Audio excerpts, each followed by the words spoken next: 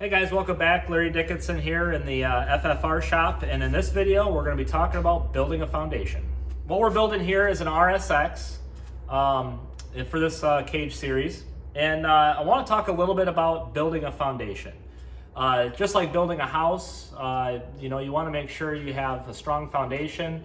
You want footers at the proper depth for the region and all that, and very similar to also when Jesus talked about building the house on rock or building it on sand, the analogy in life, it's also that way for many things, and roll cages especially. You can have the best roll cage structure that's strong, that's able to withstand a rollover, but if you're going one way and the roll cage is going the other way, then it's not going to help you. So that all starts with how we're going to mount it to the tub.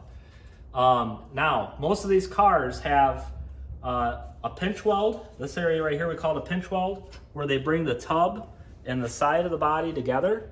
And then down this pinch weld, the reason why we call it that is they have basically a robot that goes and it puts these welds in and ties these 2 or 3 layers of steel together. The reason why this would be a good spot to start building your foundation is because you have several areas of steel coming together in one. So that's going to be your strongest part of the whole structure right here. The further in you get, you'll see some cage kits that are designed to mount on the floor. Some of our cage kits are designed to mount on the floor because they don't have a nice area out here like this. But the challenges out here is the material becomes thinner and it becomes a longer run of material where you're just going to have to put more plate in order to spread that load out on your foundation. When you look at a tub of a car, you'll see that it has all these ridges in here. And the reason those ridges are there from the factory is because you're dealing with thin metal for weight purposes. And so they'll put those in there to create rigidity in the structure. Okay? So this is not real thick material, I guess is what I'm trying to say. And so the further out you get in a large area like this where you're not dealing with very thick material, the more we're going to have to plate it up to make sure that if you do get into a rollover or if you get hit from the side, that this whole structure stays together, it becomes one. So we're building this foundation. What are our options then? We have a few. You can use square tubing. That's an acceptable method. Some guys will run square tube right on top of this right here, this little frame right here. If you use the square tube, minimum 11 gauge. The advantage of a square tube is it'll sit kind of like this, and you can weld it on both sides, down the seam and then on this side. Another method might be to plate it. So in this particular scenario, you could run just flat plate on top of this angle here. Downside of this is you don't have a lot of surface area here. So to get plate that's going to be strong enough for what we're looking for, you're going to end up running a really long strip of plate in order to get enough surface area there. Again, in the event of a rollover and the pressure is coming down, or even oftentimes what we'll see is a side force from the top corner of the car, what we don't want is for that to just peel away where the metal's thin, right? So to avoid that, you run a bigger chunk of it to spread out that load. So when it does get that force from the side or from down, it's got to tear a much longer stretch of steel rather than just a small section. One thing you don't want to do is just put the roll cage right onto the metal, because again, this is a pretty thin layer of metal. If you just have a 1 3/4, 1.5 inch diameter joint right there, as soon as it gets hit, what's it going to do? It's going to tear around that weld right there. Anytime you put heat in metal, you're going to create a bit of a point where it's going to want to tear again in the future, a fail point. So you want to spread that out and try to get as big of a footprint as possible. All right, so other options. Angle iron. We use a lot of angle iron in our shop. The reason why is generally you can get it, we like to use 3/16, so it's a thicker material, so the cage tube is not going to rip this apart. It would have to be a pretty good hit for that to happen. And the other nice thing about using angle iron is you can lay it right on that seam there, and you can tie it in several points on the existing chassis. So like in this car, what we're gonna do is we're gonna run this angle on here, and I've already marked it, but we're gonna cut out this seat brace. And then when we run it down in there, we can actually weld around here, and then we can weld around the top, and basically all the way down through here, we can do what we call stitch welding, where we can weld it here, here, here, space them out. On the angle iron, you have a couple options here. You can run, this is a small chunk, but you can run like 6-inch chunks at a minimum, and then have the post here, another 6-inch chunk, and have a post over here. Or you can run a length all the way down. And this is our preferred method in the shop. So again, we'll notch this out, we'll notch this, we'll sit this down on here, and then we're gonna go ahead and weld it up. A couple things about your foundation. Every track has a little bit of a different preference on what the tech guys or the tech team likes to see, or your rule books might be different. So before you even start building your race car, get to know your rule book, give your tech guy a phone call or an email. Hey, what would you like to see for putting this cage in a unibody race car? One thing you don't want to do is build something thinking it's going to be the right way to do it. You get to the racetrack and find out, oh, they want to see something different. So that's always my caveat when you start this. Make sure that, and also when you buy the roll cage kit, make sure you're buying a roll cage kit that's going to meet the minimum specifications for the class. Next, we're going to dive into, we just can't go throw this in and start welding. We have some prep work to do. So on the prep work, when you take your interior out of the car, what you're going to see is there's going to be a bunch of glue in here. There's going to be some plastic clips. There's going to be some things in the way. In this case, we have this little bracket here that we're going to have to trim. But then again, the seat brace for the factory seats, we're going to go ahead and cut this out just right here so that our angle iron, when we go to put it in, is going to pass right into it. And then it gives us another surface to weld to. So to do that, you can do it a couple different ways. A grinding wheel works if that's what you have. We use a lot of putty knives for getting stuff up. One thing I like to use is one of these paint removal tools. You can get them at Walmart or Harbor Freight, different places. And it's got this plastic, I guess I'm not even sure what it is, but like a plastic material on it. And when you hit that against the steel here, it just takes that paint and that glue right off, and it gets you down to bare metal. Don't try to weld.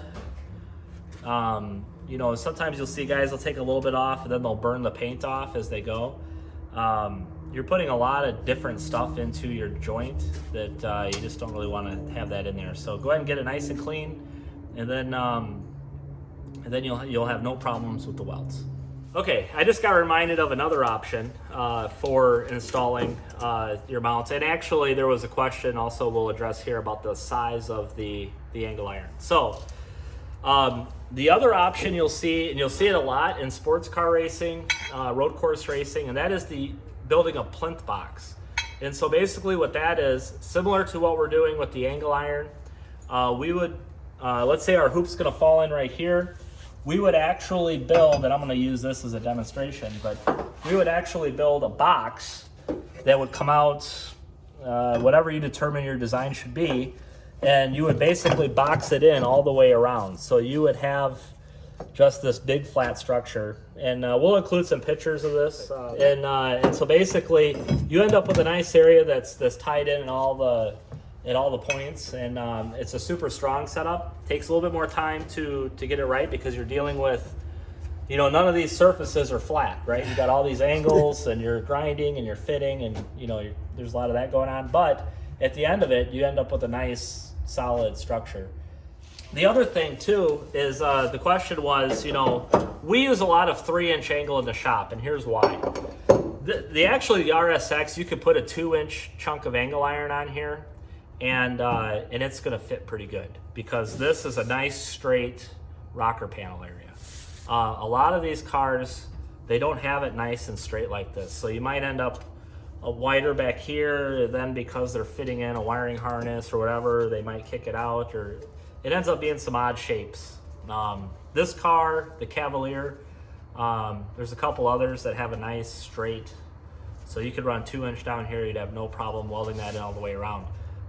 What you'll see when we put this in is we're actually going to this small chunk here. We're gonna put it in, and you can see that our angle is gonna hang over a bit. So we're gonna weld it on this seam here, which is this is our critical seam, right? Because this is where all of our steel's coming together. In the back, we're gonna weld it to the back. So we're gonna weld it down here and plate it up. And then on the front, what I like to do, and I've seen some guys, they'll run it, and then like a plinth box, they'll build the plate to go along the front, and we could do that too. But what I like to do is I'll run the angle this way, this here, weld it up, and then plate it through the floor up front here too.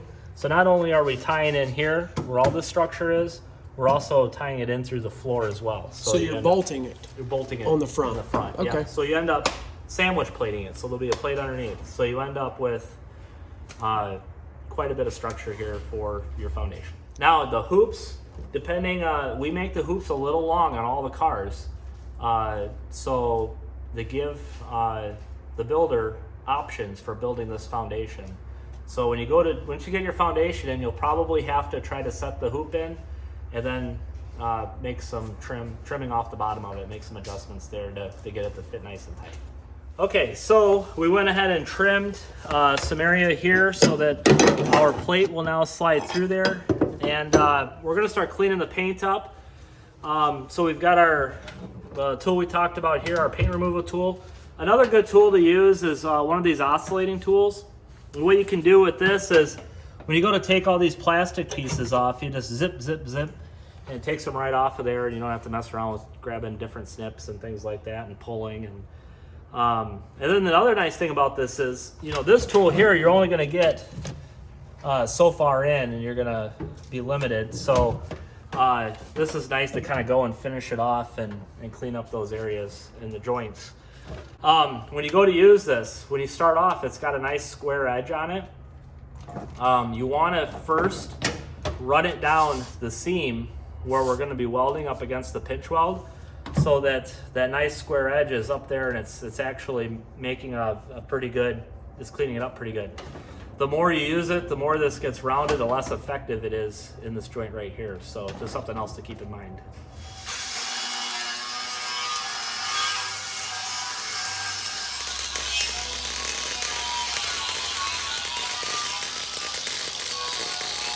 All right, so we've got our angle iron. We've chosen to go with the angle iron piece here, all the way down the rail. So we've got that in. We welded all basically up the side, around the back, and around the front. And usually I like to put like 6 inches of weld here. Same thing here. We have a plate on here. We're gonna weld a plate to the front to cap it off along the top and along this way. Nice thing about welding here, this is a very strong part of the car, so we want to tie this in as much as we possibly can. So we've got that welded, and then we just put some welds across the top here, and then a weld here around that seat brace to keep the angle iron from wanting to roll in. And so now this foundation is ready, so we're ready to start assembling our hoop. So we hope you guys have enjoyed that. Excellent demonstration on how to do that. It's prep work like this here. You can see how extremely nice Dad took to get that notch right there to contour to the frame. That's the kind of detail that you want to use. So make sure that you pay attention to the small little details like that. It just helps make the strength of the cage that much better. So thank you guys for watching. On to the next one.